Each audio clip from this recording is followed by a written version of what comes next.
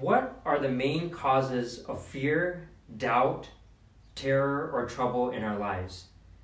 I think some of us today might think that because of the times that we are living, that fear and trouble and doubt comes from the threat of an unstable economy, right? A great depression that may be looming up, an incurable disease, or for some people, even spending more hours at home with the family. But really, fear, doubt, terror comes really from looking too much inwardly on ourselves, rather than fixing our eyes on Jesus. Too much looking in at our own talents, abilities, resources, wisdom, or knowledge, or even the times that we might have failed in the past. Too much looking in can cause fear, because if we're being real, we will always come up short. And even if we have quote unquote enough, do we really? Or do we think some circumstance will come up that we need to accumulate more and more and more? But today's gospel shows us something totally different.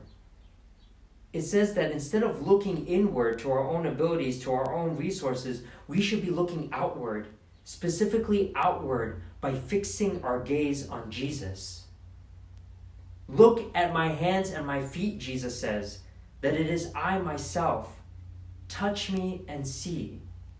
You see, because the apostles, when they were locked into their rooms, they were probably looking so much inward into their hearts. All the times that they had failed to follow Jesus, all the things that terrified them, and all their resources and abilities, and the fears that were outside. But Jesus instead directs their gaze from the terror of looking inside of themselves and all the things that they seemed to lack to Him who conquered every possible thing that could scare them.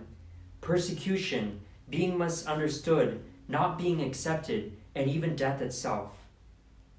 You see, by ourselves, suffering, persecution, death threats, being misunderstood, stripped of every possible resources and even our livelihood, and dying, all these things truly terrify us. Because by ourselves, we don't possess the power to change these things. That is why Jesus not only shows the disciples in the gospel today that He is alive, but also, despite the suffering and death He experienced, it never stopped Him. He rose, He conquered, He lives. And in Jesus, we too can find the same victory. That's why the first reading today with Peter, he redirects all the awe and the amazement of the people to thinking that He cured the crippled man or that He had the power to do so. His words redirected them to the true source of life and power and healing, Jesus Himself.